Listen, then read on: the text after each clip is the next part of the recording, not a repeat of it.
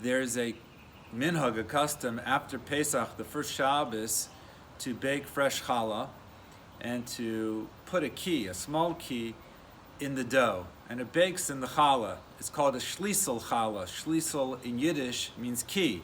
I always thought that the source of the custom was based on the fact that there is the key to parnasa, to livelihood, and after Pesach, we're starting anew, and as we get back to the routine, we're hoping that Hashem blesses us with good parnasa.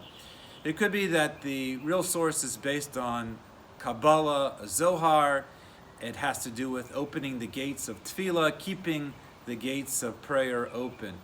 Whatever the case is, after Pesach, there always is that bounce to our step, that we went through Yontif, we were excited, we cleansed ourselves of chametz, and now we're ready to get back into the swing of things.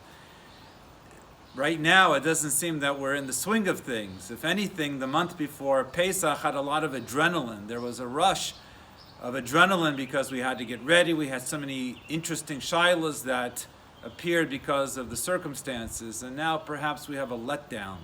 We're not back in shul, we're not back at work per se, and if anything, we feel a sense of what's going to be next. We don't have Yontif, we just have a routine that is waiting to begin. So there's a Rabbeinu Bachya, and it's in Parshas Ekev, and it's associated with the man, which is appropriate because we're talking about food and sustenance. And the Rabbeinu Bachya, based on a pasuk, says that if a person doesn't see his food stored up, and rather there is this necessity to live day to day, that sharpens the midah of bitachon.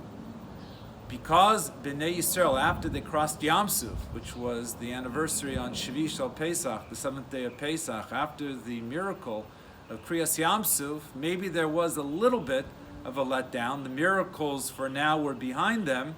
They had to sojourn in the Midbar, in the desert, and their only source of sustenance was man, and it fell day by day, and they couldn't save it.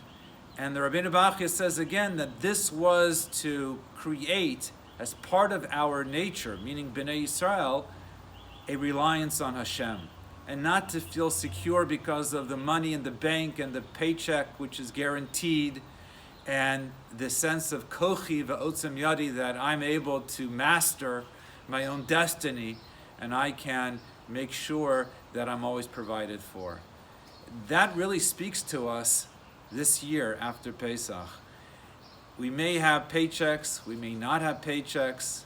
Hashem Yerachem, we know that we're going through this nisayon, this challenge, but if we can channel it and realize that Hashem is the one who's the provider, as we alluded to, we mentioned before Pesach, that perhaps this is our kor habarzel, this is our iron crucible, and we are being conditioned, no different than lahavdil, a person who gets into shape and works out and builds up a certain stamina and fortitude, and that person is a different person when it comes to his physical or her physical conditioning.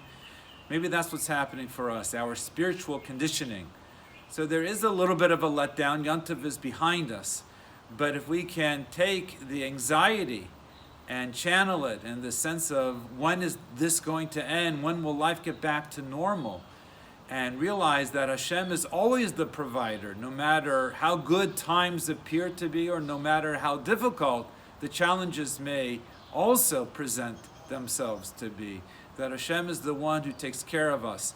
And Be'ezus Hashem will be able to see Yeshuos, we'll see good things happen, we'll pass the test with flying colors, and we'll have all of the brachos, just as Bnei Yisrael was able to experience when they stood at Har Sinai after Pesach. That's our forging ahead to the Yontif of Kabbalah Satara, and Hashem should again protect us and guide us during this time. I wish everybody a wonderful Shabbos.